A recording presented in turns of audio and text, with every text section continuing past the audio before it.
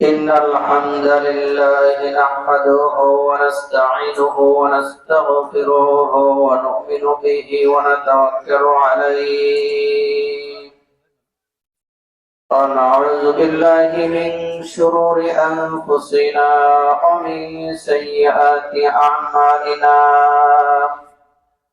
من يهد الله فلا مضل له ومن يضلل فلا هادي له ونشهد أن لا إله إلا الله وحده لا شريك له ونشهد أن سيدنا وحبيبنا ومولانا محمدا عبده ورسوله الذي أرسله بالحق بشيرا ونذيرا وداعيا إلى الله بإذنه وسراجا منيرا فقد قال الله تعالى في كلامه المجيد وفرقانه الحميد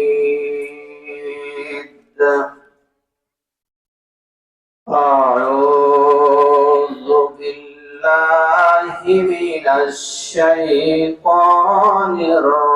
الرجيم بسم الله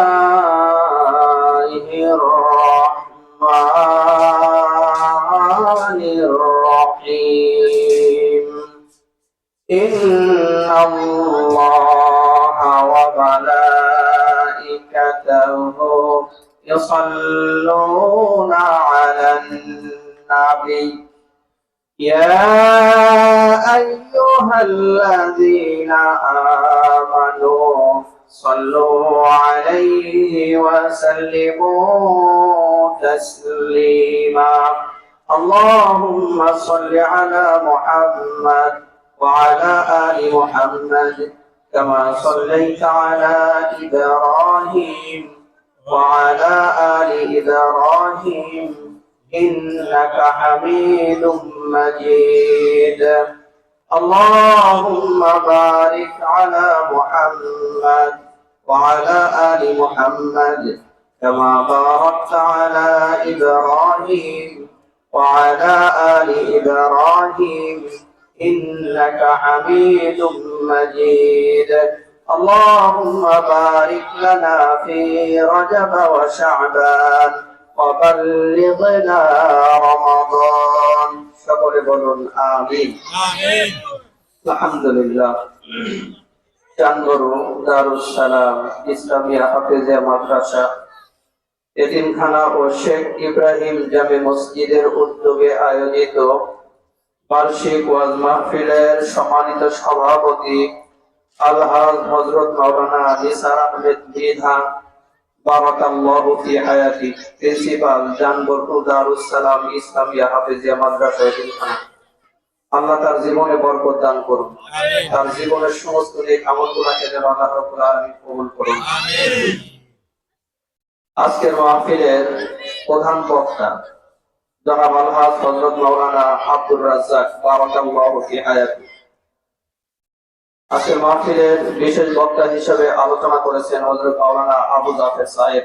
মুহতামিম মাদ্রাসা আস-সুন্নাহ আল কোরআন ওয়াস সুন্নাহ চন্দ্রশিপুর ফরিদপুর হযরত হুজুর যে কথাগুলো বলেছেন ওনার সহি কথাগুলোর উপরে আল্লাহ রাব্বুল আলামিন আমাদের সকলকে আমল করবার তৌফিক দান করুন আজকের মাহফিলের প্রধান অতিথি হিসেবে আছেন জনাব মোহাম্মদ সাইফুল ইসলাম প্রতিষ্ঠাতা প্রথম মসজিদ ও মাদ্রাসা আল্লাহ তাআলা তার গোলামকে যেন দ্বীনের জন্য ইসলামের জন্য কবুল করেন মাহফিলের বিশেষ অতিথি হিসাবে আছেন জনাব আব্দুল জব্বার খান আর অতিথি হিসাবে আছেন জনাব আবু সাইদ সাহেব জনাব আব্দুর রউফ সাহেব জনাব আব্দুল সালাম মিয়া আজকের মাহফিলে আলোচনা করতে যারা এসেছেন, আলোচনা শ্রবণ করতে যারা এসেছেন, আল্লাহ রাব্বুল আলামিন যেন তার সকল গোলামদেরকে কবুল করে নেন। তো সম্মানিত ভাইয়েরা, আমি গতানুগতিক কথা বলতে পারি না, কিন্তু আপনাদের উপস্থিতি অনেক কম। তো আলহামদুলিল্লাহ, আল্লাহ রাব্বুল আলামিন যাকে কবুল করবেন সে তো আসতে পারবে, ঠিক না? নেকের কাজ সেই করতে পারবে। আর যার কপাল খারাপ, নসিব খারাপ, ওর দ্বারা নেকের কাজ করার তৌফিক হবে না। আল্লাহ রাব্বুল আলামিন যেহেতু এই শত ব্যস্ততার ভিতর থেকে আমাদেরকে বের করে এনেছেন, সেজন্য জবান ছেড়ে কালিমাতুশ শুকর আদায় করছি আলহামদুলিল্লাহ। আমার সাথে বলুন, হামদান কাসীরান তাইয়িবান মুবারাকান ফি ইয়া রাব্বি লাকাল হামদ কামা ইয়ানবাগি লিজালালি ওয়াজহিক ওয়া আযীমি সুলতানিক। আমরা প্রশংসা করলাম কার? আল্লাহ। প্রতিটা ক্ষেত্রে আল্লাহ রাব্বুল আলামিনের প্রশংসা করবার তৌফিক আল্লাহ দান করুন। তো সম্মানিত ভাইরা, তো আমাদের যে হালাত, যে সিচুয়েশন, বাংলাদেশের বর্তমান যে অবস্থা আপনাদের জানা আছে, ঠিক না? আমার এই সিচুয়েশন দেখে একটা গল্প মনে পড়ে গেল। সেটা হলো, ছোটবেলায় একটা গল্প পড়েছিলাম যে এক গেটম্যান, কি ম্যান? গেটম্যান বিবাহ করেছে, নতুন বিবাহ করেছে। তো বাসর রাত্রে স্ত্রী জিজ্ঞাসা করছে স্বামীকে যে তুমি কি করো, তুমি আমার দিকে তাকান। আমি প্রথমে বলেছি গতানুগতিক কথা আমার বলা খুব কঠিন, আমি টপিকের উপরে আলোচনা করবো ইনশাআল্লাহ। তো স্ত্রী বাসর রাত্রে স্বামীকে জিজ্ঞাসা করছে তুমি কি করো? বলতেছে আমার পাওয়ার আছে। কি আছে? কি আছে? পাওয়ার আছে। আচ্ছা কি করো বলো তো দেখি, তোমার পাওয়ার কেমন? আমার সাংঘাতিক পাওয়ার। আমি রাস্তার সমস্ত ভ্যান, রিক্সা, অটো, ট্রাক, বাস সব বন্ধ করে দিতে পারি। কি করতে পারে? বন্ধ করে দিতে পারি। সাংঘাতিক পাওয়ার তো আমার। ও তুমি তো আমার গেটম্যান, বুঝতে পারছি। গেটম্যান বোঝেন? এই রেলওয়ে দিয়ে রেল চলে, গেটম্যান কি করে? বন্ধ করে দেয়। বলতেছে ও তুমি আমার ক্রিটিসাইজ করলা বাসার রাতে, কালকে তোমাকে সঙ্গে করে নিয়ে যাবো, আমার পাওয়ার দেখাবো। কি দেখাবো? পাওয়ার দেখাবো। তো স্ত্রীকে সঙ্গে করে নিয়ে গেছে নতুন বউ, ও পাওয়ার দেখানো শুরু করছে।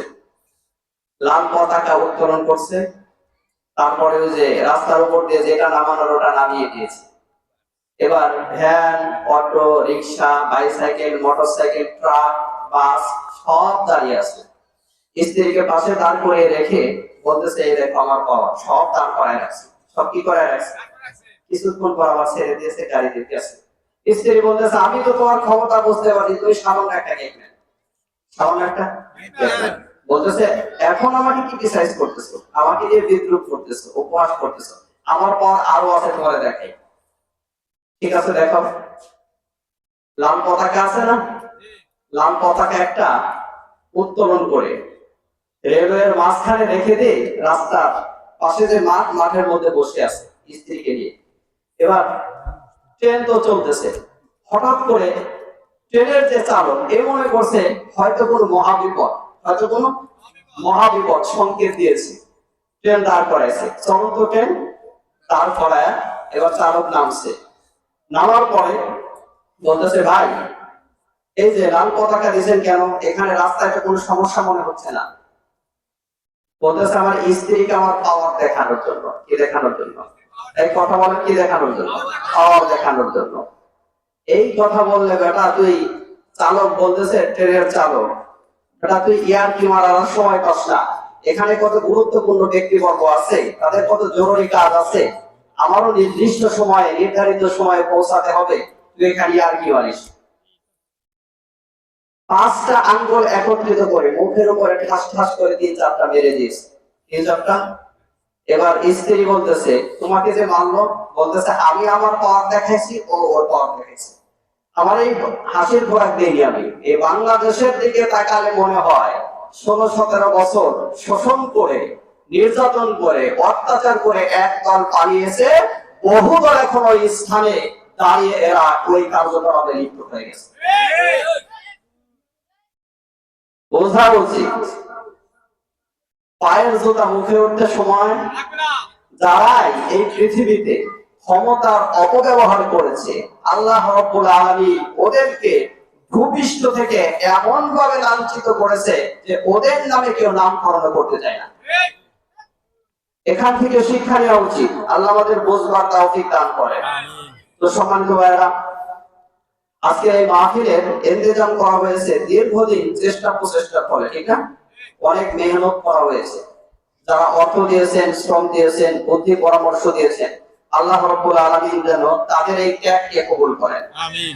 এই এলাকায় প্রত্যেকটা মা বোনদেরকে যেন আল্লাহ রাব্বুল আলামিন হযরত খাদিজাতুল কুবরা রাদিয়াল্লাহু আনহার মতো কবুল করে নেন। আমিন। এলাকার প্রত্যেকটা যুবকদেরকে যেন আল্লাহ রাব্বুল আলামিন সাইয়েদনা হযরত ওমরের মতো কবুল করে নেন। আমিন। বৃদ্ধদেরকে যেন হযরত আবু বকর সিদ্দিক রাদিয়াল্লাহু আনহুর মতো কবুল করে নেন। তো সম্মানিত ভাইরা, এত মাইকিং, পোস্টারিং, প্রচার প্রসারের পরেও সকলের কেস মধ্যে কিন্তু জোটে নাই, আশা জুটছে নাকি? একটু মানুষগুলা গোটা বিশ্বে যত মানুষ আছে সব ভেড়ার পালের মতো ছুটছে। কিসের পাল? ভেড়ার পালের মতো ছুটছে। আমাদের চলার গতি, আমাদের লাইফ স্টাইল, আমাদের জীবনযাপন, আমাদের প্ল্যান, আমাদের পরিকল্পনা, এগুলো দেখে মনে হয় না যে আমরা দুনিয়া ছাড়বো, ঠিক না? অথচ দুনিয়া আপনি ছাড়তে চান আর নাই চান, দুনিয়া কিন্তু আপনাকে ছেড়ে দেবে। দুনিয়া আপনাকে ছেড়ে দেবে। আর সবচাইতে মজার ব্যাপার হলো, এই দুনিয়াকে যে যত মজবুত করে ধরেছে, দুনিয়া তাকে তত বেশি ঠকিয়েছে। দৃষ্টান্ত স্বরূপ, আপনি যদি বঙ্গোপসাগরে যান, কোথায়? বঙ্গোপসাগরে কেউ গেছেন?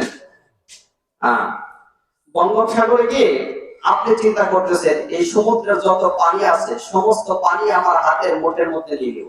এখন যত মজবুত করে থাবা মারবেন, পানি তত বেশি আপনার থেকে হাত ছাড়া হবে, ঠিক না? আমার ভাইয়েরা, দুনিয়াকে যত বেশি মজবুত করে ধরবে, আপনার আখিরাতের জীবন তত বেশি ক্ষতিগ্রস্ত হবে। দুনিয়া তত বেশি আপনাকে ঠকাবে। একটু চিন্তা করার বিষয়, এই যে এখন জেগে আছি, রাতের বেলা হয়তো বা মাহফিল শেষ করে আমরা ঘুমাতে যাব, হয়তো বা ঘুমাতে যেতে পারবো কি পারবো না এর কোনো সিউরিটি আছে? কথা বলেন, আছে? কেউ বুকে হাত দিয়ে বলতে পারবেন যে রুহুটাকে নিয়ে আবার বাড়িতে যেতে পারবো? পারবেন? আজকে মাহফিলের সভাপতি সাহেব, এখানে ওলামায়ে কেরাম যারা আছেন, বুকে হাত দিয়ে বলতে পারবেন? কেউ বলতে পারবেন না। কারণ যে শ্বাসটা আমি নিচ্ছি, যে অক্সিজেন নিচ্ছি, এটা বের হবে কিনা আল্লাহ ভালো জানে, ঠিক না? তো সম্মানিত ভাইয়েরা, সেজন্য ঘুম ভাঙলে আগামীকাল, না ভাঙলে পরকাল। বুঝতে হবে, ঘুম ভাঙলে আগামীকাল, না ভাঙলে পরকাল। তারপরে মানুষ ছুটছে কোন দিকে? কথা বলেন। যার একটা বাড়ি আছে আর একটা বাড়ি দরকার, ঠিক না? যার মোটরসাইকেল আছে, যার বাইসাইকেল আছে তার মোটরসাইকেল দরকার, যার মোটরসাইকেল আছে তার প্রাইভেট কার দরকার, ঠিক না? যে খাচ্ছে আরো খাওয়া দরকার, ঠিক না? যার 1 লক্ষ টাকা আছে তার আরেক লক্ষ টাকা দরকার। যে মেম্বার সে চেয়ারম্যান হতে চায়, যে চেয়ারম্যান সে এমপি হতে চায়। এই বাস্তবতা কিন্তু এটাই। যে এমপি সে মন্ত্রী হতে চায়, যে মন্ত্রী সে প্রাইম মিনিস্টার, প্রধানমন্ত্রী হতে চায়, ঠিক কিনা? তারপরে 10টা দুনিয়া নেতৃত্ব তার হাতে অর্পণ করেন, আরো 10টা দুনিয়া চাই, ঠিক কিনা? ঠিক। আমার ভাইরা, আল্লাহ রাব্বুল আলামিন বলেন, আলহাকুমুত তাকাসুর হাত্তা যুরতুমুল মাকাবির। দুনিয়াতে বেশি খাবার আশা, বেশি পাওয়ার আশা, কম্পিটিশন, দুনিয়ার সম্পদের প্রতিযোগিতা তোমাদেরকে আখিরাত থেকে গাফেল করে রেখেছে। কি করে রেখেছে? গাফেল করে রেখেছে। আদম সন্তানের চোখের ক্ষুধা নিবারণ হয় না, পেটের ক্ষুধা নিবারণ হলেও চোখের ক্ষুধা নিবারণ হয় না। আল্লাহ রাব্বুল আলামিন বলেন, কবরের মাটি একমাত্র আদম সন্তানের পেটকে পূর্ণ করতে পারে, তাছাড়া দুনিয়ার কিছুই তার ক্ষুধা নিবারণ করতে পারে না। তো সম্মানিত ভাইয়েরা, সেজন্য আমাদেরকে দুনিয়া ছাড়তে হবে। কি ছাড়তে হবে? এই কথা বলেন, কি ছাড়তে হবে? দুনিয়া ছাড়তে হবে। একটু চিন্তা করে দেখেছেন, সাইয়েদনা হযরতে ওমর রাদিয়াল্লাহু আনহু একটা কথা বলছেন, হাসিবু ক্বাবলা আন তুহাসাবু, তোমার হিসাব গ্রহণের পূর্বে নিজের হিসাব নিজে করো। আরে আমি কি পরিমাণের গুনাহ করেছি, এই পরিমাণের গুনাহ নিয়ে আমি কি জান্নাতে যেতে পারবো? আমি কি পরিমাণের নেকের কাজ করেছি, এই পরিমাণের নেকি কি আমার জান্নাতে যাওয়ার জন্য যথেষ্ট হবে? একটু চিন্তা করে দেখেন। তোমার হিসাব গ্রহণের পূর্বে নিজের হিসাব নিজে করো। আমরা তো অন্যকে নিয়ে ব্যস্ত ম্যাক্সিমাম, নিজের হিসাব কখন নিজে করছেন? তারপরে ওমর রাদিয়াল্লাহু আনহু বলতেন যে মৃত্যু গ্রহণ করার পূর্বে মৃত্যু চিন্তা করো। কিসের চিন্তা? একটু মনে দেখো, মৃত্যুর পূর্বে একটু মনে দেখো। আপনি চক্ষু দুটো বন্ধ করে দেখেন, এখন আপনার ভিতর থেকে রূহ বের হয়ে গেছে, আপনার পরিধান থেকে সেই দামি দামি পোশাক গুলো, আপনার কাপড়তে আপনার স্ত্রী আপনার কাছে আসবেনি। এমন পুরুষ আছে না? এমন প্রতিবেশী আছে না তার দাপট এলাকায় টিকা যায় না? আছে, বহু মানুষ আছে, সবসময় মানুষের পেছনে লেগেই থাকে। আপনার ভিতর থেকে রূহ বের হয়ে গেছে, আপনার পরিধানের যে জামা কাপড় আছে এগুলো কেচি দিয়ে বেলেট দিয়ে কেটে কেটে খুঁজছে। কি কঠিন অবস্থা! আপনার সন্তানগুলা কান্নাকাটি করছে আব্বা আব্বা বলে। আরে আপনার দাপটে মানুষ সবসময় আতঙ্কিত থাকতো, কেউ আপনার কাছে চাপতে পারতো না। আর আজকে আপনি নিস্তেজ হয়ে গেছে, কোনো সারা শব্দ নাই। একটু কি চিন্তা করে দেখেছেন? এই বন্ধু বান্ধব যাদের সাথে চলাফেরা করতেন, চা খেতেন, আড্ডা দিতেন, তারা এখন কেউ আপনার কাছে নাই। চিন্তা করে দেখেছেন? এইভাবে আপনার গোসল কমপ্লিট হয়ে গেল, সাবান দিয়ে শ্যাম্পু দিয়ে গোসল করি, সেই কবরস্থানে আপনাকে রেখে আসতো। যারা আপনার সাথে চলাফেরা করতো এখন আপনার কবরের পাশ দিয়ে যেতে তারা ভয় পায়। এমন দৃষ্টান্ত আছে কি নাই? জানাবে কবর বনানী কবরস্থানে যাদের দাপটে সারা দেশ থরথর করে কাঁপতো, যাদের আঙ্গুলের ইশারায় অনেকে জেলখানায় ঢুকতো, তারা আজকে বনানী কবরস্থানে শায়িত। তাদের এত পর ছিল, তো বাথরুমের মধ্যে গেলেও মিডিয়ার লোকজন বাথরুমের দরজায় দাঁড়িয়ে থাকতো, তার ভিতর থেকে এসে আপডেট কি দেয়, আপডেট। আজকে তারা কোথায় গেল? তাদের ক্ষমতা, তাদের পাওয়ার, তাদের জমি জমা, তাদের বাড়ি গাড়ি, তাদের ব্যাংক ব্যালেন্স কোথায় গেল? আরে আমি আপনি তো সেই পথেরই পথি, ঠিক না? কথা বলেন তো। সম্মানিত ভাইরা, একটু চিন্তা করে দেখেছেন, সেজন্য ওমর রাদিয়াল্লাহু আনহু বলতেন যে মুতু ক্বাবলা আন তামুতু, মৃত্যুর পূর্বে একবার মরে দেখো। তো সম্মানিত ভাইরা, সেজন্য আখেরাতের পুঁজি সঞ্চার করার জন্যই, সংগ্রহ করার জন্যই আজকে মাহফিলের ইন্তজাম। আল্লাহ আমাদের বুঝবার তৌফিক দান করেন। তো সম্মানিত ভাইরা, এটা কোন মাস? কথা বলেন, কোন মাস? রজব মাস। কি মাস বললেন? রজব মাস। আল্লাহ রাসূল সাল্লাল্লাহু আলাইহি ওয়াসাল্লাম দোয়া করতেন, আল্লাহ রজব এবং শাবান মাসের বরকত আমাদেরকে দান করেন এবং রমজান পর্যন্ত আমাদের হায়াতকে পৌঁছে দেন, আল্লাহ যেন কবুল করেন। তো সম্মানিত ভাইরা, আজকে আমাকে টপিকও দেওয়া হয়েছে, টপিক দেওয়া হয়েছে যে মহিলাদের ব্যাপারে একটু আলোচনা করবেন। তারপরে যেহেতু শ্রোতা শুধু মহিলা না, পুরুষও আছে, পুরুষদের ব্যাপারে কিছু কথা বলা দরকার, ঠিক না? আজকে আমরা আলোচনা করব সূরাতুল বাকারা 255 নম্বর আয়াত। কত নম্বর? একটু আওয়াজ দেন, কত নম্বর? এর ভিতর দিয়ে মা বোনদের প্রসঙ্গেও একটু টাচ দিয়ে যাব। আর এখানে যেহেতু পুরুষরাও এসেছে, এদের ব্যাপারে একটু কথা বলার চেষ্টা করব ইনশাআল্লাহ। এই আয়াতটি হলো আল কোরআনের মর্যাদার দিক দিয়ে সর্বশ্রেষ্ঠ আয়াত। আয়াত কি বললাম? মর্যাদার দিক দিয়ে সর্বশ্রেষ্ঠ আয়াত, যেটাকে আয়াতুল কুরসি বলা হয়। কি বলা হয়? কি বলা হয়? একটু আওয়াজ দেন তো ভাই, কি বলা হয়? আপনারা কি এখানে আছেন? একটু তাকবীর দেন তো। লিল্লাহি তাকবীর, লিল্লাহি তাকবীর, লিল্লাহি তাকবীর। তাহলে আছেন বলা যায়। তো সম্মানিত ভাইরা, এই আয়াতুল কুরসি, এটার ফজিলত হলো, বিশ্বনবী সাল্লাল্লাহু আলাইহি ওয়াসাল্লাম বলেন, হাদিসটি সহিহ বুখারীতে আছে, হযরতে আবু হুরায়রা রাদিয়াল্লাহু আনহু থেকে বর্ণিত। তিনি বলেন যে রাসূলুল্লাহ সাল্লাল্লাহু আলাইহি ওয়াসাল্লাম আমাকে সদাকার মাল পাহারা দিতে বললেন। কিসের মাল? সদাকার মাল। একটু লক্ষ্য করেন, আমি আপনাদের সাথে ক্লাসের মতো করে কথা বলছি। হযরতে আবু হুরায়রা রাদিয়াল্লাহু আনহু বলেন, সদাকার মাল আমি পাহারা দিতে লাগলাম। এমন অবস্থায় দেখি এক মুরব্বী রাতের বেলায় আমার ওই রাষ্ট্রীয় কোষাগার থেকে সদাকার মাল চুরি করে নিয়ে যায়। কি করে নিয়ে যায়? চাদরের ভিতরে করে। চাদর আছে না, চাদরের ভিতরে করে নিয়ে যায়। তো আমি চোরকে ধরলাম। চোরকে ধরার পরে বললাম, এবারটা চুরি করলি কেন? চুরির শাস্তি আছে কি নাই? কথা বলেন। আমি তোকে বিশ্বনবী সাল্লাল্লাহু আলাইহি ওয়াসাল্লামের দরবারে নিয়ে যাব। এবার বৃদ্ধ মানুষ কাকুতি করতে লাগলো, আমার ভুল হয়ে গেছে, আমাকে মাফ করে দেন। কি করে দেন? মাফ করে দেন। বললো, তোর কোনো ক্ষমা হবে না। আমার বাড়িতে ছোট ছোট বাচ্চারা আছে, তো ক্ষুধার তাড়নায় চুরি করছি। বাচ্চারা ক্ষুধার তাড়নায় খুব কান্নাকাটি করছিল, আমার মায়া লাগছে, সেজন্য চুরি করছি। আমার সন্তানরা না খেয়ে আছে। হযরতে আবু হুরায়রা রাদিয়াল্লাহু আনহুর ভিতরে মায়া সৃষ্টি হয়েছে, ছেড়ে দিয়েছে। ফজরের সালাতের পরে হযরতে আবু হুরায়রা রাদিয়াল্লাহু আনহু বিশ্ব নবী সাল্লাল্লাহু আলাইহি ওয়াসাল্লামের সাথে সাক্ষাৎ করলেন। রাসূল কারীম সাল্লাল্লাহু আলাইহি ওয়াসাল্লাম বললেন, আবু হুরায়রা, গত রাতে তোমার সাথে কি ঘটনা ঘটেছে? মেহমান এসেছিল।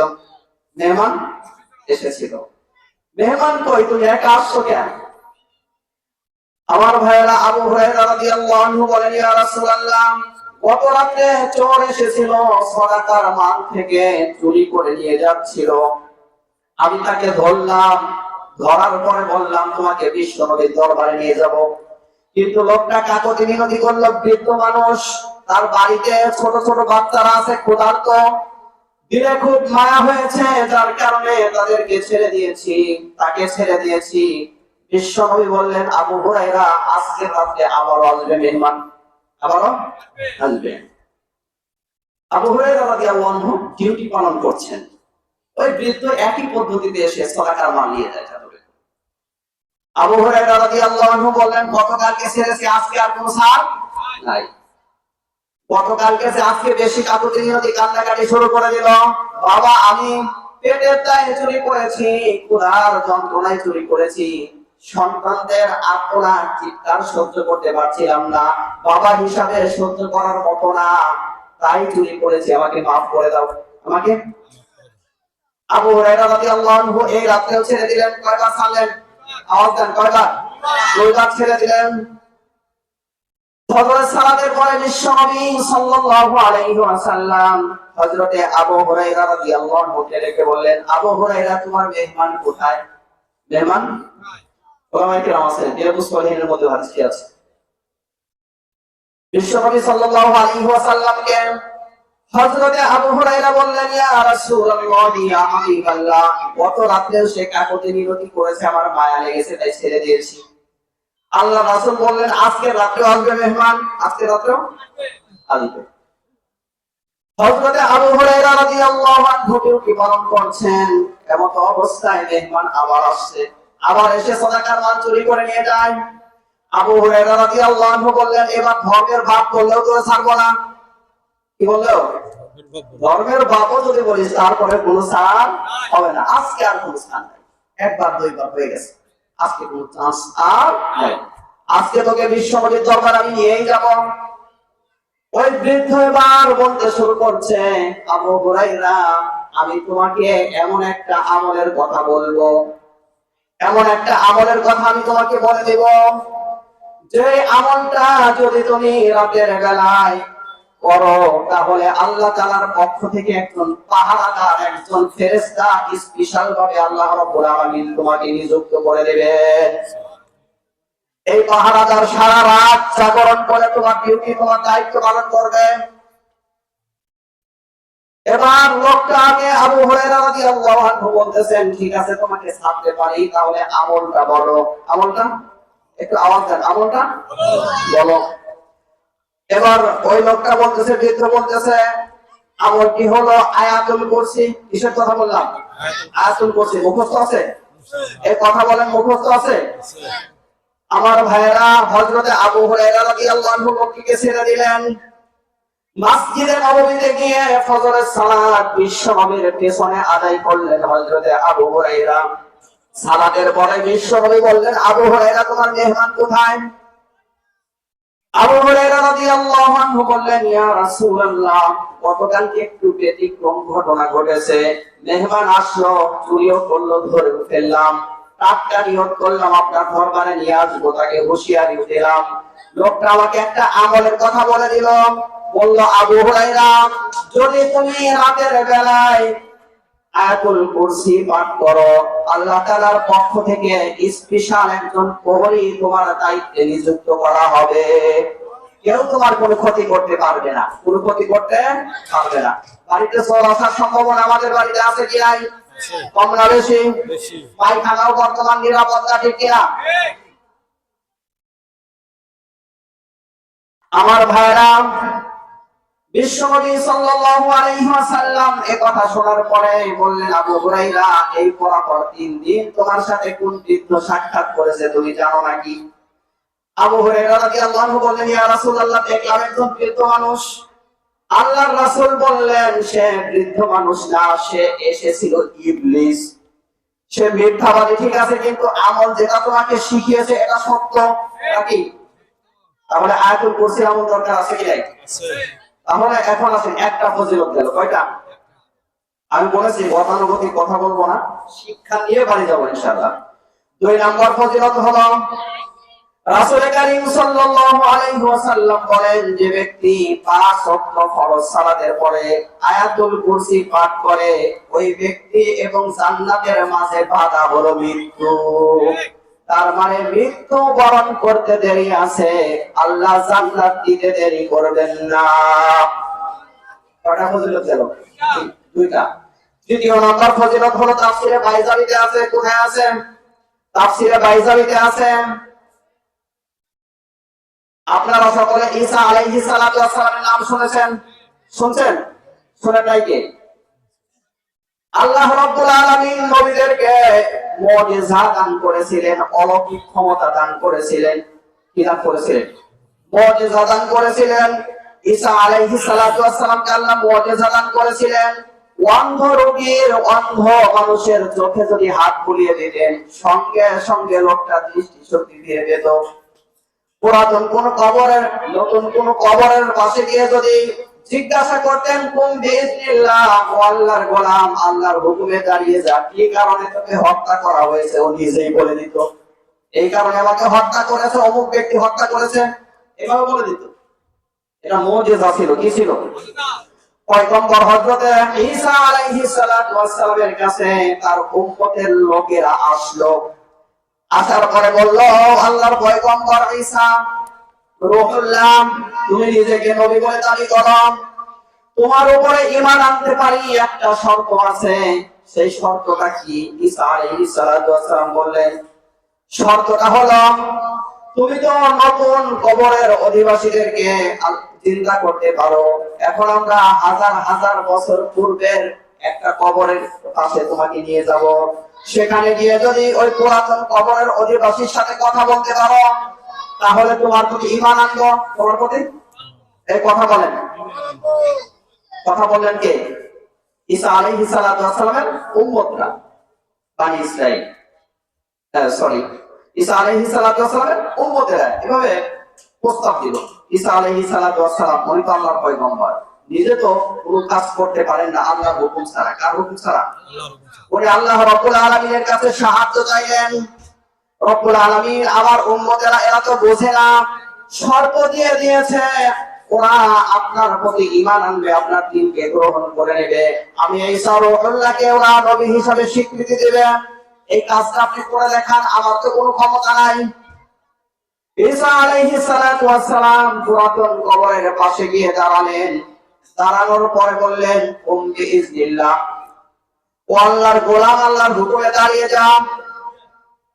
কবরের ভেতর থেকে মানুষ দাঁড়িয়ে গেল। দাঁড়ানোর পরে ঈসা আলাইহিস সালাতু ওয়াস সালামকে সালাম দেয়, আসসালামু আলাইকুম ওয়া রাহমাতুল্লাহ।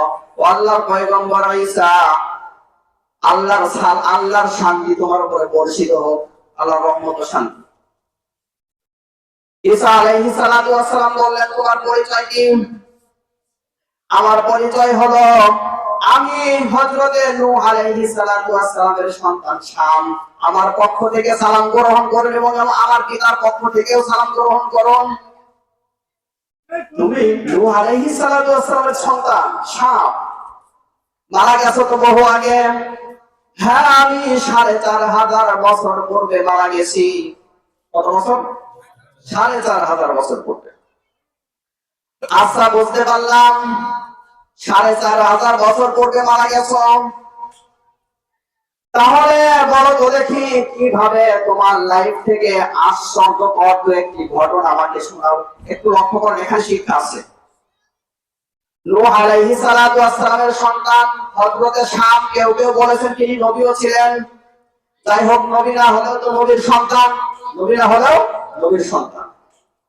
ঈসা আলাইহিস সালাতু ওয়াস সালাম বললেন, আশ্চর্যজনক কিছু আমাদেরকে শোনাও।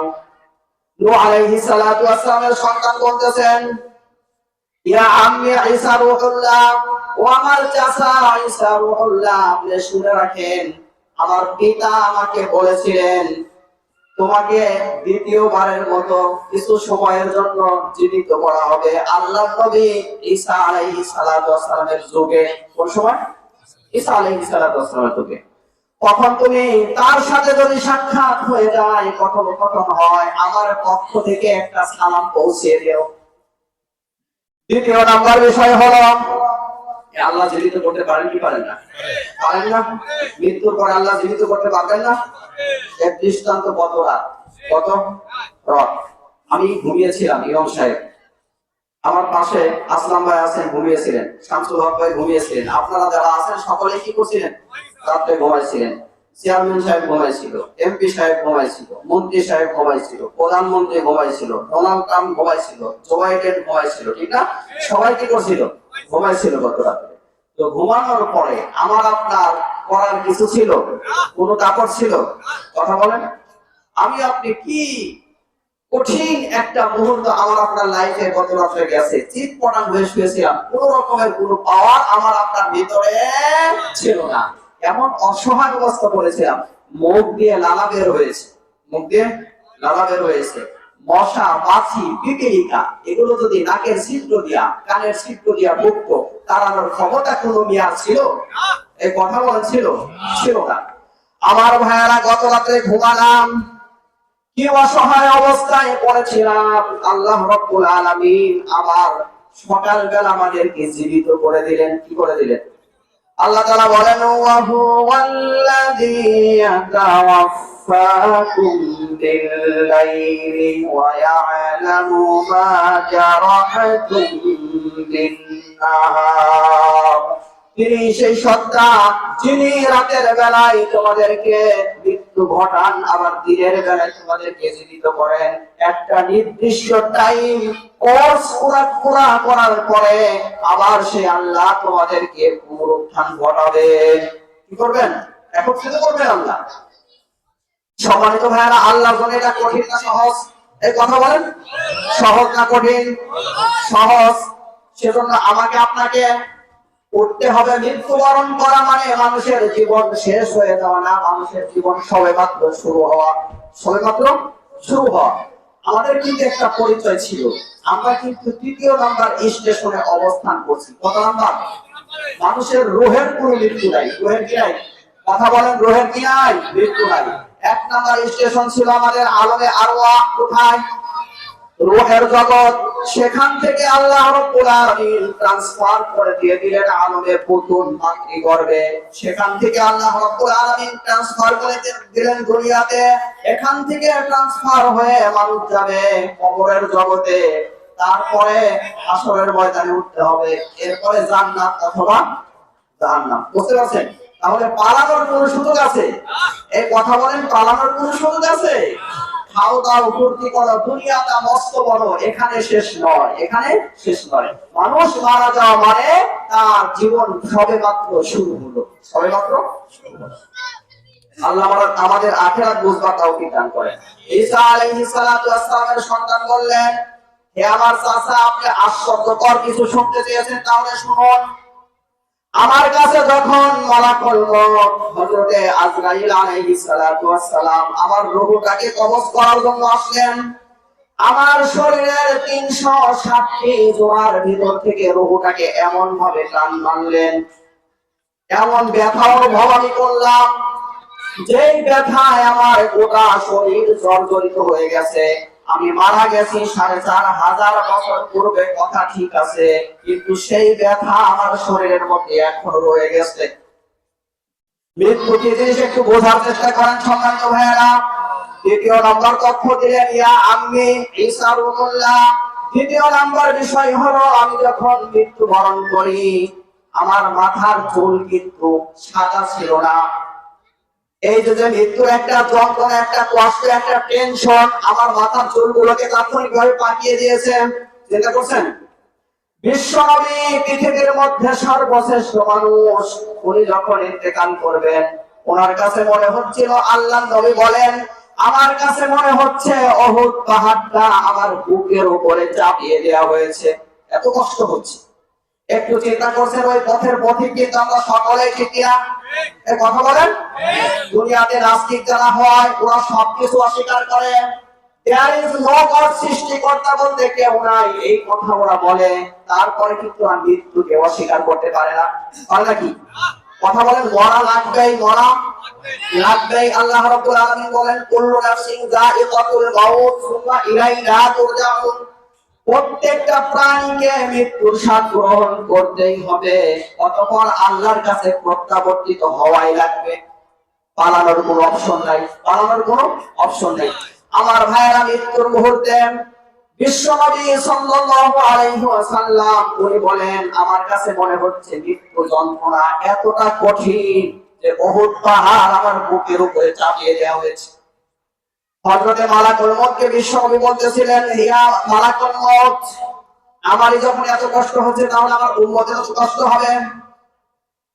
আমার উম্মতের পক্ষ থেকে যত যন্ত্রণা আছে আমি নবীকে দেয়া হোক, আমার উম্মতকে এর থেকে অব্যাহতি দেয়া হোক, আমার উম্মতকে যেন শাস্তি না দেওয়া হয়।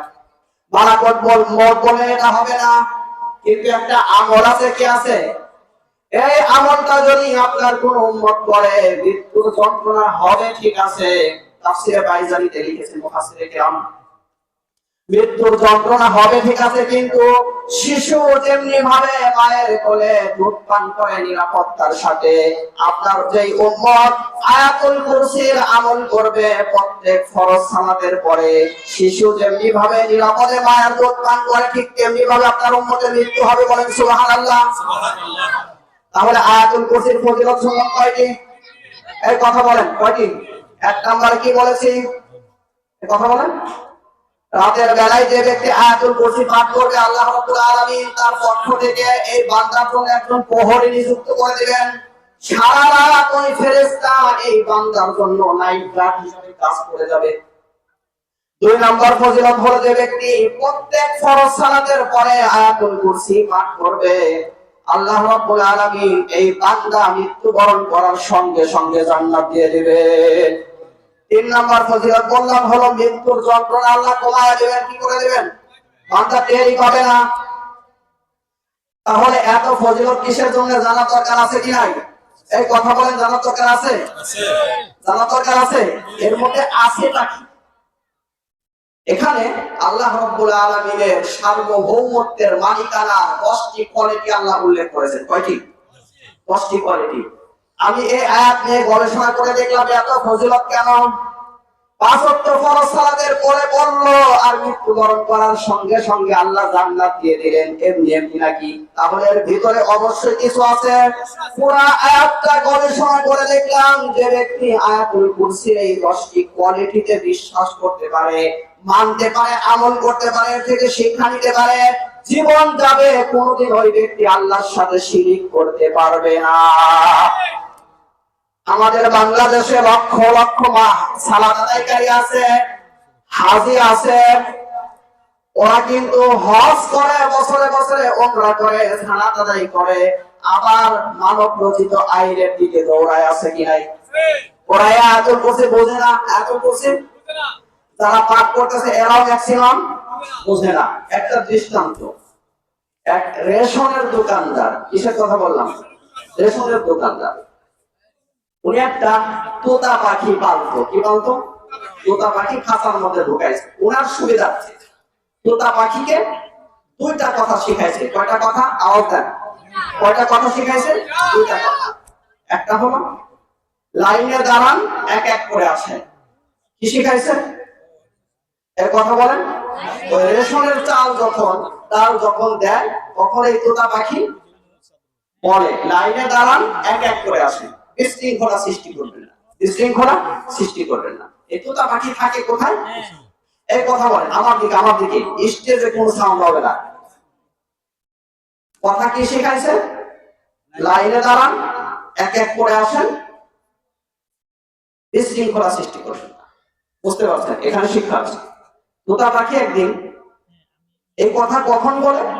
যখন আপনার ওই যে রেশনের চাল ডাল নিতে জনগণ আসে, তখন এই কথাগুলো বলতে থাকে। এখন লাইনে দাঁড়ানো কি জিনিস, বিশৃঙ্খলা কি জিনিস, এক এক করে আসা কি জিনিস, এটাও বুঝে না। অত শুধু মুখস্থ করছে। কি করছে? মালিক শিখাইছে, ও মুখস্থ করছে। মালিক তার সুবিধার্থে করছে কাজটা। এবার একদিন হলো খাঁচার দরজা খোলা। কিসের দরজা খোলা?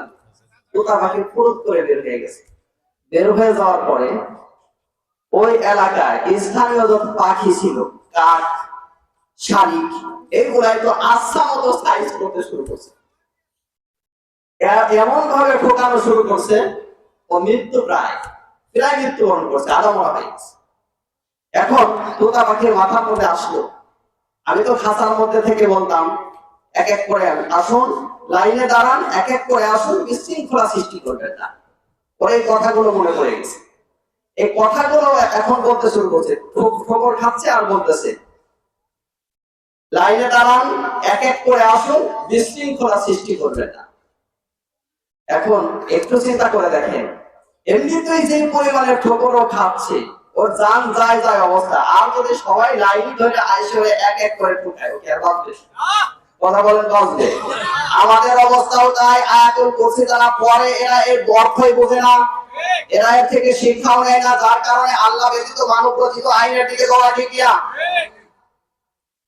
তাহলে আসুন এখানে কি আছে? আমার ভাইরা, আল্লাহ রাব্বুল আলামিন বলেন আল্লাহু লা ইলাহা ইল্লা হুয়াল হাইয়ুল কাইয়্যুম লা তা'খুযুহু সিনাতুন ওয়া লা নাওম লাহু মা ফিস সামাওয়াতি ওয়া মা ফিল আরদ من ذا الذي يشفع عنده إلا بإذنه يعلم ما بين أيديهم وما خلفهم ولا يحيطون بشيء من علمه إلا بما شاء وسع كرسيه السماوات والأرض ولا يئوده حفظهما وهو العلي العظيم আল্লাহ রাব্বুল আলামিন বলেন, তিনি সেই সত্তা যিনি ছাড়া কোনো ইলাহ নাই, যিনি ছাড়া কোনো ইলাহ নাই। আল হাইয়্যু, তিনি চিরঞ্জীব, যার কোনো মৃত্যু নাই। যার কি নাই? এই কথা বলেন, যার কোনো মৃত্যু নাই। আসমান জমিন একদিন শেষ হয়ে যাবে, নক্ষত্র, চন্দ্র, তারকা সব কিছু শেষ হয়ে যাবে, ফেরেশতা, মানুষ, জিন, আল্লাহর যত মাখলুক আছে সব নিঃশেষ হয়ে যাবে। একজন অবশিষ্ট থাকবে, তিনি কে? আল্লাহ। এই কথা বলেন, তিনি কে? আল্লাহ। আল কাইয়্যুম, আল হাইয়্যু, তিনি চিরঞ্জীব। এখন আসুন, লা তাখুযুহু সিনাতুন ওয়া লা নাওম, ঘুম তো দূরের কথা, তন্দ্রাও তাকে স্পর্শ করে না। তন্দ্রাও তাকে স্পর্শ করে না। লাহু মা ফিস সামাওয়াতি ওয়া মা ফিল আরদ, আসমান জমিনে যা কিছু আছে এগুলোর মালিক কার? কথা বলেন, কার? আল্লাহ। আল্লাহ না বান্দা? আল্লাহ। কথা বলেন, আল্লাহ না বান্দা? আল্লাহ। মান যাল্লাযী ইয়াশফাউ ইনদাহু ইল্লা বিইযনিহি, ওই ব্যক্তিকে যে আল্লাহর অনুমতি ব্যতি রেখে আল্লাহ রাব্বুল আলামিনের কাছে সুপারিশ করবে? আছে কেউ? কথা বলেন, কিয়ামতে সুপারিশ করার মতো কেউ আছে? হ্যাঁ, ইয়ালামু মা বাইনা আইদিহিম ওয়া মা খালফাহুম, মানুষের দৃষ্টির সামনে এবং পিছনে যা কিছু আছে, আপনার জীবনের অতীতে যা ঘটেছে, ভবিষ্যতে যা ঘটবে, এগুলো জানেন কে? আল্লাহ। নাকি পীর সাহেব? কথা বলেন। তার আড়ালে ইয়ালামু মা বাইনা আইদিহিম ওয়া মা খালফাহুম ওয়া লা ইউহিতুনা বিশাইইন মিন ইলমিহি ইল্লা বিমা শা, তার আড়ালে কেউ কোনো কিছু করতে পারে না, তার অগোচরে কেউ কিছু লুকাইতেও পারে না। পারে নাকি? কথা বলেন। ওয়াসিআ কুরসিয়ুহুস সামাওয়াতি ওয়াল আরদ, একটু শব্দ বলবো শুনেন। তার আসন, তার কি? তার কুরসি, এটা কি? এটা কি? কুরসি। এটা কি? কুরসি। বাংলায়? বাংলায়? হ্যাঁ, চেয়ার। চেয়ার কোন শব্দ? কেদারা। বাংলায় কি? কেদারা। আর ইংলিশ? চেয়ার। আরবি? কুরসি। চেয়ার অবস্থা কি বলে? আল্লাহ রাব্বুল আলামিন বলেন ওয়াসিআ কুরসিয়ুহুস সামাওয়াতি ওয়াল আরদ, তার কুরসির প্রশস্ততা আসমান জমিন পরিব্যাপী, আসমান জমিনের সমান। আসমান জমিনের ওয়াসিআ কুরসিয়ুহুস সামাওয়াতি ওয়াল আরদ ওয়া লা ইয়াউদুহু হিফযুহুমা, কোন কিছুই তার আয়াতের বাহিরে না। এই আসমান জমিন পরিচালনার ক্ষেত্রে কোন কিছুই তার কন্ট্রোলের বাহিরে না। বুঝতে পারছেন? ওয়াহুয়াল আলিয়্যুল আযীম, তিনি সর্বোচ্চ। তিনি কি? সর্বোচ্চ, সর্বমহান। মহান তিনি কে? আল্লাহ। সর্বোচ্চ, তিনি সবার উপরে, সবার উপরে। এই হলো আয়াতে কারিমার শাব্দিক অনুবাদ। এখন আসে, এখানে 10টি শিক্ষা আছে। 10টি শিক্ষা নিয়ে আমি আলোচনা করব না, প্রথম অংশ নিয়ে আলোচনা করব ইনশাআল্লাহ। আল্লাহ তাআলা তার পরিচয় দিলেন আল্লাহু, আল্লাহ তিনি লা ইলাহা ইল্লাহু, যিনি ছাড়া কোনো ইলাহ নাই। ইলাহ শব্দ আল কোরআনের 147 স্থানে এসেছে। কত স্থানে? আওয়াজ দেন, আওয়াজ দেন। ইলাহ শব্দ আল কোরআনের কত স্থানে এসেছে? 147। ইলাহ শব্দের একটা অর্থ হলো মালিক। কি বললাম? আমাদের মালিককে। ইলাহ শব্দের একটা অর্থ হলো মাবুদ। ইলাহিন নাস করেন নাই। ইলাহ শব্দের আর একটা অর্থ হলো আইনদাতা। ইলাহ শব্দের একটা অর্থ হলো সৃষ্টিকর্তা। ইলাহ শব্দের একটা অর্থ হলো বিধানদাতা। আমার আপনার ব্যক্তি জীবন, পারিবারিক জীবন, সামাজিক জীবন, রাষ্ট্রীয় জীবন চলবে কার বিধান দিয়া? চলে কার বিধান দিয়া? এই কথা বলেন। এই কথাটাই নবী রাসূলরা বলতে গিয়ে ওনরা হাসি ঠাট্টার পাত্র হয়েছেন। কিসের পাত্র? এই কথাটাই নবী রাসূলরা বলতে গিয়ে ফাঁসির কাস্টে ঝুলেছেন। এই কথাটাই নবী রাসূলরা বলতে গিয়ে জীবন দিতে হয়েছে। আমার ভাইরা, আল্লাহ রাব্বুল আলামিন সূরা ইয়াসিনের মধ্যে বলেন ইয়া হাসরাতান আলাল ইবাদ মা ইয়াতিহিম মির রাসূলিন ইল্লা কানু বিহি ইস্তাহজিউন। আল্লাহ বলেন হায় আফসোস, হায় আফসোস আমার বান্দাদের জন্য আফসোস এটাই যে তাদের কাছে আমি আমার নবী রাসূলদেরকে পাঠিয়েছি, এমন কোন নবী নাই যে নবীদেরকে নিয়ে তারা ঠাট্টা বিদ্রূপ করেনি। আমার ভাইয়েরা, আমি বলতে চাই এই নবীদের অনুকরণে যারা জীবন যাপন করতে চায়, যারা ব্যক্তিগত জীবন, সামাজিক জীবন, রাষ্ট্রীয় জীবন যারা চালাতে চায়, তাদের নিয়ে এরকম ঠাট্টা বিদ্রূপ করা হয় ঠিক কিনা? এই কয়েকদিন আগে বাংলাদেশের নন্দিত মুফাসসির ডক্টর মিজানুর রহমান আজহারী হাফিজাহুল্লাহ, উনি একটা কথা বলেছিলেন যে এক দল খেয়েছে আর এক দল খাওয়ার জন্য রেডি হয়ে আছে। উনি তো কারো নাম বলেন নাই, ঠিক না? উনি কারো নাম বলেন নাই। দাঈ ইলাল্লাহ, উনার প্রত্যেকটা দাঈ ইলাল্লাহ এদের দায়িত্ব হলো জনগণকে আল্লাহ তাআলার বিধানগুলো শোনানো, সতর্ক করা, ঠিক না? উনি এই সেন্সে কথাগুলো বলেছেন। কাউকে উনি স্পষ্ট করে কথা বলেন নাই, জাতির উদ্দেশ্যে, জাতিকে সতর্ক করার জন্য বলেছেন। উনি কথা বলতে দেরি আছে, ওনাদের অন্যদিকে বক্তব্য ঘুরাইতে দেরি নাই, ঠিক কিনা? এটা শুধুমাত্র নতুন করা হচ্ছে বিষয় এরকম না, যুগে যুগে বহু করা হয়েছে। প্রত্যেকটা নবীকে আল্লাহ রাব্বুল আলামিন কি জন্য পাঠিয়েছেন? কান খাড়া করেন, মূল শিক্ষা এখান থেকে শুরু।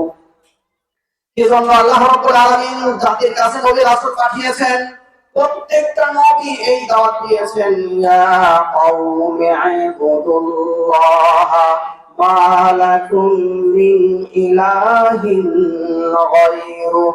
প্রত্যেকটা নবী তার জাতির কাছে এসে বলেছেন, ও আমার জাতি, এক আল্লাহর ইবাদত করো, তিনি ছাড়া কোনো ইলাহ নাই, তিনি ছাড়া কোনো ইলাহ নাই, কোনো আইনদাতা নাই, কোনো বিধানদাতা নাই।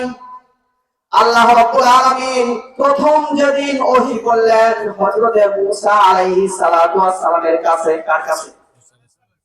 সূরা তাহার মধ্যে আল্লাহ রাব্বুল আলামিন উল্লেখ করলেন, ইন্নানি আনাল্লাহু লা ইলাহা ইল্লা আনা ফা'বুদনি ওয়া আকিমিস সালাতা লিযিকরি।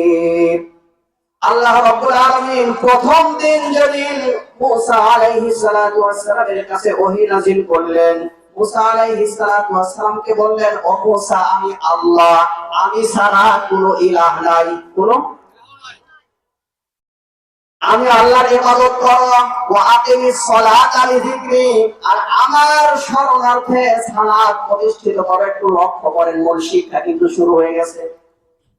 আমি আল্লাহ, আমি ছাড়া কোনো ইলাহ নাই, আর আমার শরণার্থী, আমি এক আল্লাহর ইবাদত করো, আমার শরণার্থে সালাত প্রতিষ্ঠিত করো। বুঝতেছেন আপনারা? এখানে কি আছেন?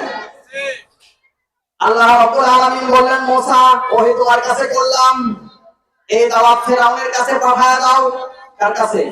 কারণ ফেরাউন নিজেকে ইলাহ দাবি করেছে। কি দাবি করেছে? এই কথা বলেন, কি দাবি করেছে? আমাদের বাংলাদেশে 15 থেকে নিয়ে 17 বছর পর্যন্ত একজন কিন্তু ঘোষণা দেয়নি যে আনা রব্বুকুমুল আলা, কিন্তু আকার ইঙ্গিতে সে কার্যকলাপে প্রমাণিত করেছে যে আমি ফেরাউনের মতো রব্বুকুমুল আলা। আমরা নিয়ে বললাম। সম্মানিত ভাইরা, গোটা ফেরাউনের জীবনে দেখলাম, ফেরাউনের জীবনের যে কর্মকাণ্ড গুলো ছিল, আমাদের বাংলাদেশের নব্য ফেরাউনের মধ্যে হুবহু সেই গুলাই ছিল। ফেরাউন ক্ষমতায় এসে হাজার হাজার মায়ের বুককে খালি করেছিল, আমাদের নব্য ফেরাউন কিন্তু এইটাই করেছে। ফেরাউন ক্ষমতায় এসে আলেমদেরকে হত্যা করেছিল, এই ফেরাউন কিন্তু এটাই করেছে। বোঝেন নাই? ফেরাউন ক্ষমতায় এসে কি করেছিল? জনগণকে বিভিন্ন দলে বিভক্ত করে দিয়েছিল। শুধুমাত্র তাওহীদপন্থী, আল্লাহর কিতাবে বিশ্বাসী যারা ছিল এদেরকে দমন করে রেখেছিল।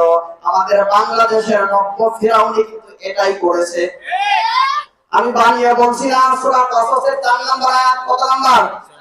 ইন্না ফিরআউনা আলা ফিল আরদি ওয়া জাআলা আহলাহা শিয়া'আন ইয়াস্তাদঈফু তা'iফাতাম মিনহুম। আল্লাহ রাব্বুল আলামিন বলেন, নিশ্চয় ফিরআউন যে রাজত্ব করেছিল, সে তার জাতিকে বিভিন্ন দলে বিভক্ত করে দিয়েছিল। একটি দলকে, তাওহীদপন্থী দলকে সে দমন করে রেখেছিল।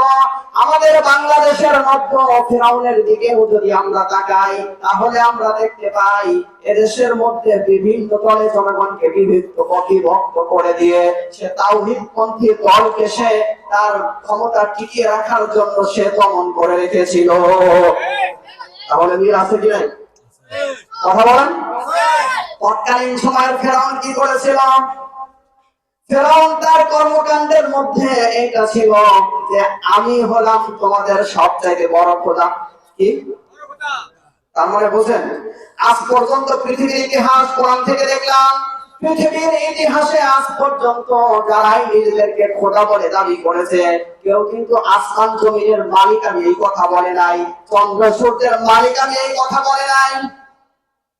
প্রত্যেক যারাই নিজেদেরকে খোদা বলে দাবি করেছিল, তার মানে ওরা বুঝিয়েছিল রাষ্ট্র আমার, আইন চলবে আমার। আমাদের বাংলাদেশের ফেরাউন কিন্তু এটাই করেছে। আর বুঝলেন না আপনারা? সম্মানিত ভাইরা, প্রথম ওহী বললেন হযরত মূসা আলাইহিস সালাতু ওয়াস সালামের উপর কে? আল্লাহ। এবার পাঠালেন ফেরাউনের কাছে যাও। কার কাছে যাও? ফেরাউনের কাছে যাও। মুসা আলাইহিস সালাতু ওয়াস সালাম ফেরাউনের কাছে গিয়ে বললেন, কুল লা ইলাহা ইল্লাল্লাহ, ও ফেরাউন, আল্লাহ আমাকে পাঠিয়েছেন তোর কাছে দাওয়াত দেওয়ার জন্য। ফেরাউন এবার বলতে শুরু করলো, মা আলিমতু লাকুম মিন ইলাহিন গায়রি, আমার জানা মতে আমি ছাড়া কোনো ইলাহ নাই। আমি ছাড়া কোনো, কথা বলেন, আমি ছাড়া কোনো। এখানে কিন্তু আমাদের সমস্যা আছে, আমি শিক্ষাটা নিয়ে আলোচনা করবো ইনশাআল্লাহ। তাহলে ইলাহ শব্দের একটা অর্থ হলো আইনদাতা। ওই হাইকোর্ট, সুপ্রিম কোর্ট, এগুলো চলবে কার বিধান দিয়া? মানুষ চুরি করছে, চুরি করলে চোরের বিধান বিচার করবে কি দিয়া? কোরআন দিয়া। এখন আল্লাহর বিধান দিয়ে কি বিচার চলে, না বান্দার বানানো বিধান দিয়ে বিচার চলে? কথা বলেন। তাহলে আল্লাহর সাথে সম্পূর্ণরূপে শিরিক চলে। কি চলে? কথা বলেন, কি চলে? শিরিক চলে। এবার ফেরাউন বলল, মা আলিমতু লাকুম মিন ইলাহিন গায়রি, আমি ছাড়া, আমি সরে অন্য কেউ ইলাহ আছে আমার জানা নাই। আমার আর তুমি যে আল্লাহ নবী দলিল দাও, কি দাও? একটু কান খারাপ করে শুনেন, ডকুমেন্টস কি তোমার? মুসা আলাইহিস সালাতু ওয়াস সালাম প্রথমেই বলেছি নবীদেরকে মুজিজা দান করেছিলেন কে? আল্লাহ। কথা বলেন, কে দান করেছিলেন? মুসা আলাইহিস সালাতু ওয়াস সালামকে 9টি মুজিজা আল্লাহ রাব্বুল আলামিন দান করেছিলেন। কোরআনে হাকিমে আল্লাহ উল্লেখ করেছেন কয়টি? 9টি মুজিজা। মুসা আলাইহিস সালাতু ওয়াস সালাম চিন্তিত হয়ে গেলেন। আল্লাহ বললেন, মুসা চিন্তিত হওয়ার কোনো কারণ নাই। ওয়ামা তিলকা বিয়ামিনিকা ইয়া মুসা, ও মুসা, তোমার হাতে ওইটা কি? কি ছিল? কি ছিল? মুসা আলাইহিস সালাতু ওয়াস সালাম বললেন, ওয়ালাহিয়া আসা, আমার হাতে লাঠি। লাঠি ছেড়ে দাও ফেরাউনের সামনে। কোথায়? একটু লক্ষ্য করেন, কোথায় ছাড়তে বলেন? ফেরাউনের সামনে। মুসা আলাইহিস সালাতু ওয়াস সালাম লাঠি ছেড়ে দিলেন ফেরাউনের সামনে। ফাইদা হিয়া আইয়াতুন তাসা, সঙ্গে সঙ্গে সেটা বিশাল একটা সাপ হয়ে গেল। বলেন সুবহানাল্লাহ। এটা মুজিজা। এটা কি? মুজিজা। মুসা আলাইহিস সালাতু ওয়াস সালাম ভয় পেয়ে গেলেন। এই আপনাদের সামনে যদি বিশাল একটা সাপ আসে, এখানে কি বসে থাকবেন? বললে বক্তা বড়, ঠিক আছে, হুজুর বড়, সমস্যা নাই। আপনারা কেউ থাকবেন? একটা গোবরা সাপ যদি মাঝখানে আসে, ডাইরেক্ট লুঙ্গি থাক আর না থাক সেটা হলো পরের বিষয়, ঠিক না? মুসা আলাইহিস সালাতু ওয়াস সালাম তিনি তো মানুষ, ভয় পেয়ে গেলেন। কি পেয়ে গেলেন? ভয় পেয়ে গেলেন। আল্লাহ রাব্বুল আলামিন বললেন, খুযহা ওয়ালা তাকাফ, ও মুসা এটা ধরো, ভয় পাবা না। ভয়ের কোনো কারণ নাই, ভয়ের কোনো। মুসা আলাইহিস সালাতু ওয়াস সালাম লাঠি আবার ধরলেন, সাপ ধরলেন, হয়ে গেল কি? কথা বলেন, লাঠি। আচ্ছা, আর কি ডকুমেন্ট আছে? মুসা আলাইহিস সালাতু ওয়াস সালাম বদন তলায় হাত দিলেন। কোথায়? আওয়াজ দেন, কোথায় হাত দিলেন? নূরের ফোকাস। কিসের ফোকাস? নূরের ফোকাস। বদন তলায় হাত দিয়ে এইভাবে দেখাইলেন, আর এখান থেকে সরাসরি নূর বের হয়ে গেল। এর উপরে আর দলিল লাগে ভাই? কথা বলেন, আর দলিল লাগে? কিন্তু ওর কপালে যদি হেদায়েত না থাকে, হুজুর পোড়ায় খাওয়াইলেও কাজ হবে না, ঠিক কি না? বুঝেন না আপনারা? হেদায়েতের মালিক কে? আল্লাহ। আল্লাহ। তো সম্মানিত ভাইরা, এবার ফেরাউন একটা পর্যায়ে ডিসিশন নিল, মুসাকে নিঃশেষ করে দেব। কি করে দেব? মুসাকে সময় আছে আমার? হ্যাঁ, আছে। মুসাকে এই দুনিয়া থেকে বিদায় করে দেব। এই পৃথিবীতে আল্লাহর আইনের কথা যারাই বলেছে, তাদেরকে এই রাষ্ট্র শক্তি তাদের বিপক্ষে রাখছে। কি শক্তি? 3টি শক্তি। সবটা সময় ইসলামের বিরুদ্ধাচরণ করে গেছে। কয়টি শক্তি? আওয়াজ দেন, আওয়াজ দেন। 3টি শক্তি। 1 নাম্বার হলো রাষ্ট্র শক্তি। 1 নাম্বার কি শক্তি? রাষ্ট্র শক্তি। এরপরে আসুন, এবার মুসা আলাইহিস সালাতু ওয়াস সালামকে হত্যার ষড়যন্ত্র ফেরাউন করতে লাগলো। হত্যা কি করতে পেরেছিল? না, ফেরাউন নিশ্চিত হয়ে গেছে আল কোরআনের বাতি, আল্লাহর কালাম, আল্লাহর বিধান, আল্লাহর দ্বীনকে কখনো ফুৎকার দিয়ে নিভানো সম্ভব না। যারা ফুৎকার দিয়ে নিভানোর চেষ্টা করেছে, ওরা দুনিয়া থেকে নিভে গেছে। আজকেও যারা ইসলাম নিয়ে যারা এই কথা বলছে, ইসলামের সাথে আর রাজনীতির সাথে কোনো সম্পর্ক নাই, আমরা বলতে চাই তোমাদের সাথে আর ইসলামের সাথে কোনো সম্পর্ক নাই। শোনেন নাই? এর জন্য 5ই আগস্ট এদেশের যুব সমাজ রক্ত দেয়নি, এই দৃশ্য দেখার জন্য নয়। তোমরা অপেক্ষা করো, যারা পালিয়ে গেছে তাদের জন্য যে তারা যে দিন দেখেছে তোমরা ওই দিন অপেক্ষা করো। আমি আপনাদেরকে একটা বিষয় জিজ্ঞেস করতে চাই, হাঁসের মধ্যে বড় যেটা সেটার নাম কি? বড় জাতের কথা বলেন। বিল্ডিং এর মধ্যে, প্রাসাদের মধ্যে বড় যেটা সেটার নাম কি? আওয়াজ দেন, কথা বলেন। নীতির মধ্যে বড় যেটা সেটার নাম কি? রাজনীতি। আর সমস্ত রাজনীতির নীতির মধ্যে সর্বশ্রেষ্ঠ রাজনীতি হলো আল্লাহর কোরআন। এটা নিয়ে যারা বিসৎকার করবে, কটূক্তি করবে, আমরা বলে দিতে চাই তোমাদের জানালা আমরা দেব না। পারবেন না ইনশাআল্লাহ? কারণ ঈমান আনতে হলে আল্লাহর প্রত্যেকটা বিধি বিধানের উপর বিশ্বাস করতে হয়, আর যেতে হলে একটা অস্বীকার করাই যথেষ্ট। সেজন্য এখনো সময় আছে, জাতির সামনে তওবা করতে পারে, নসিব ভালো হলে তওবা নসিব হবে। আর যদি কপাল পড়ে যায় তাহলে ফেরাউনের মতো তওবা নসিব হবে না। এখন আপনাদেরকে এই কথাগুলো বলার উদ্দেশ্য, অনেক ব্যক্তিকে দেখা যায় সালাত আদায় করে, সওম পালন করে, দান করে, সাদাকাও করে, বছর বছর উমরায় যায়, আবার এদের সাথে কানেকশন রাখে, ঠিক কিনা? কথা বলেন। এর সাথে কানেকশন রাখা যাবে? এই কথা বলেন, কানেকশন রাখা যাবে? কানেকশন রাখা যাবে না। তারপরে আমরা তাকাই হযরতে ইব্রাহিম আলাইহিস সালাতু ওয়াস সালামের সময়। ইব্রাহিম আলাইহিস সালাতু ওয়াস সালাম ইলাহ কি জিনিস একটু বোঝার চেষ্টা করেন। আল্লাহ রাব্বুল আলামিন ওই সময়ের শাসক ছিল নমরুদ। কার কথা বললাম? কথা বলেন, কার কথা বললাম? নমরুদ। ওই সময়ের মানুষেরা মূর্তির পূজা করত। কিসের পূজা করত? বর্তমান সময়ে মানুষ আল্লাহর সাথে অন্য কাউকে শরীক করে এমন মানুষ দুনিয়াতে কম না বেশি? সালাত আদায় করতেছে, গাছের কাছে মাথা মতো করতেছে, আছে না? গাছের প্রতীক চিনেন আপনারা? মোমবাতির মতো। কিসের মতো? মোমবাতির মতো।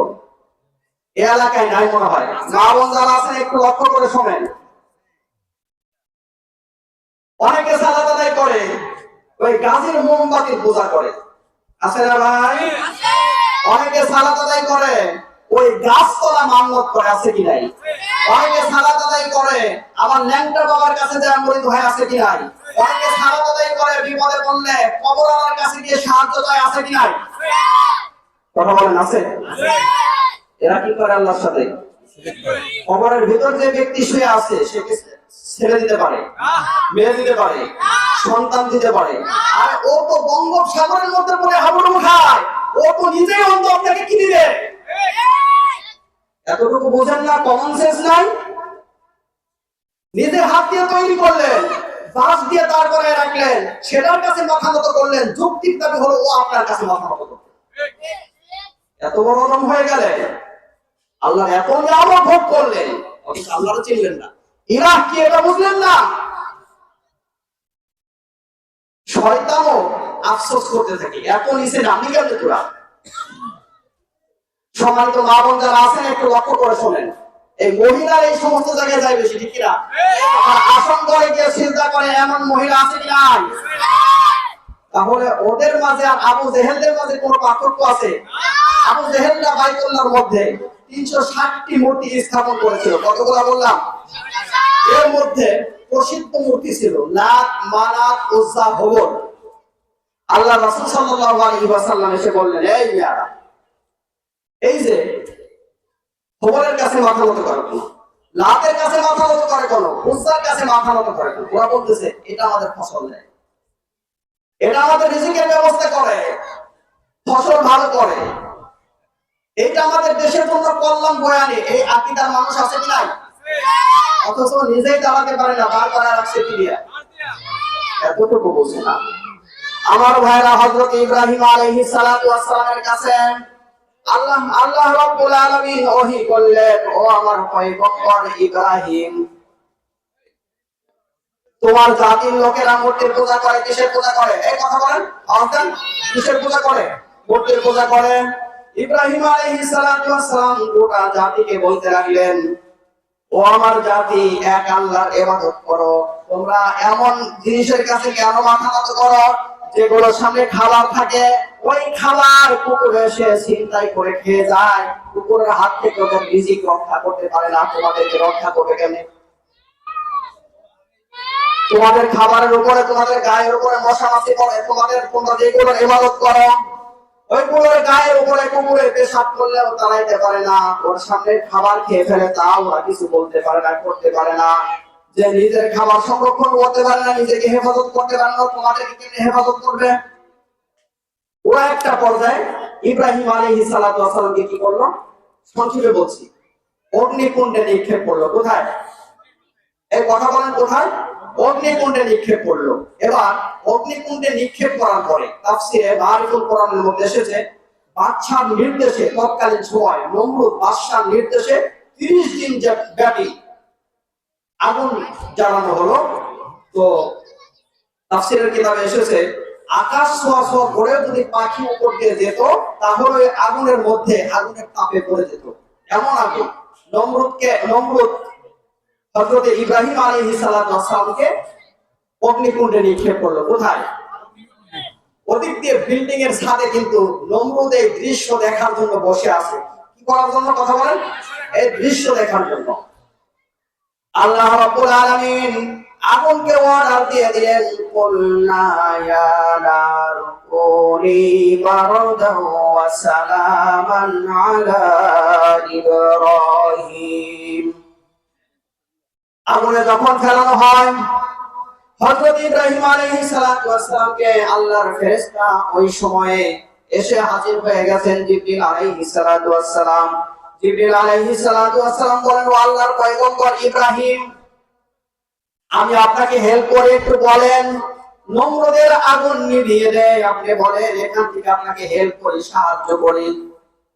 ইব্রাহিম আলাইহিস সালাতু ওয়াস সালাম বললেন, আমি ওই আল্লাহর প্রতি ঈমান আনি নাই যে আল্লাহ আমাকে এই অগ্নিকুণ্ড থেকে হেফাজত করতে পারেন না, আমার আল্লাহ অবশ্যই পারেন। আর আমার আল্লাহ যদি চান এই আগুনের মধ্যে একবার দুইবার নয়, হাজার হাজার বার আমি করতে রাজি আছি। তোমার সাহায্য আমার লাগবে না, তোমার সাহায্য আমার লাগবে না। আমার ভাইরা, আল্লাহ রাব্বুল আলামিন দেখেন আমার ইব্রাহিমের ঈমান 100 আল্লাহ রাব্বুল আলামিন আগুনকে অর্ডার দিয়ে দিলেন, কুলনা ইয়া নারু কুনি বারদান ওয়া সালামান আলা ইব্রাহিম। আল্লাহ রাব্বুল আলামিন আগুনের উপর ওহী করলেন, ও আগুন, তুমি আমার ইব্রাহিমের জন্য সুশীতল হয়ে যাও, আরামদায়ক হয়ে যাও। কি হয়ে যাও? আরামদায়ক হয়ে যাও। ইব্রাহিম আলাইহিস সালাতু ওয়াস সালাম আগুনের ভিতর থেকে বের হয়ে আসলেন, একটা পশম আগুন তার জ্বালাতে পারেনি। পরবর্তীতে ওনাকে জিজ্ঞাসা করা হয়েছিল, আল্লাহর পয়গম্বর, আপনার লাইফের সবচাইতে মজার দিনগুলো ছিল কোন দিন? ইব্রাহিম আলাইহিস সালাতু ওয়াস সালাম বললেন, আমার লাইফের সবচাইতে মজার দিন ছিল হলো যেই দিনগুলো আমি নমরুদের অগ্নিকুণ্ডের মধ্যে ছিল। তো সম্মানিত ভাইরা, নমরুদ কিন্তু বিল্ডিং এর ছাদ দিয়ে দেখতেছিল। আগুন থেকে বের হওয়ার পরে নমরুদের সাথে প্রথম সাক্ষাৎ। ইব্রাহিম আলাইহিস সালাতু ওয়াস সালাম যেহেতু হিজরত করে চলে যাবেন, কারণ ওই সমাজটা হলো শিরকি সমাজ, রাষ্ট্রটা ছিল শিরকি রাষ্ট্র, শিক্ষা ব্যবস্থা ছিল শিরকি শিক্ষা ব্যবস্থা। আমার মনে হয় ওই সময়ের সাথে বর্তমান সময়ের সাথে খাপে খাপে মিলে যায়। এটা পরিবর্তন করার দরকার আছে কি নাই? কথা বলেন। ইব্রাহিম আলাইহিস সালাম যেইভাবে পরিবর্ধন করেছিলেন, ওই পদ্ধতিতে মনোবলকে মজবুত করে আজ যদি আমরা আগাতে পারি, আল্লাহ রাব্বুল আলামিন এই গোটা ওয়ার্ল্ডের সিচুয়েশন পরিবর্তন করে দিবে। আমার ভাইরা, এবার ইব্রাহিম আলাইহিস সালাম নমরুদের কাছে দাওয়াত নিয়ে গেছেন। কার কাছে? এই কথা বলেন, কার কাছে? কে বলতেছেন? নমরুদ এই কথা বলতো, মানে আসাদুমিন্না কুওয়া, আমার যে ক্ষমতাশীল আর কে আছে? আমাদের ফেরাউনের মতো। কার মতো? কথা বলেন, কার মতো? আমাদের যে ক্ষমতাশীল পাওয়ারফুল কে আছে?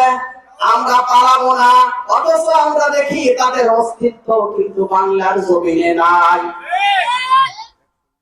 মাঠে আসো, খেলা হবে, কিন্তু গেল কোথায়?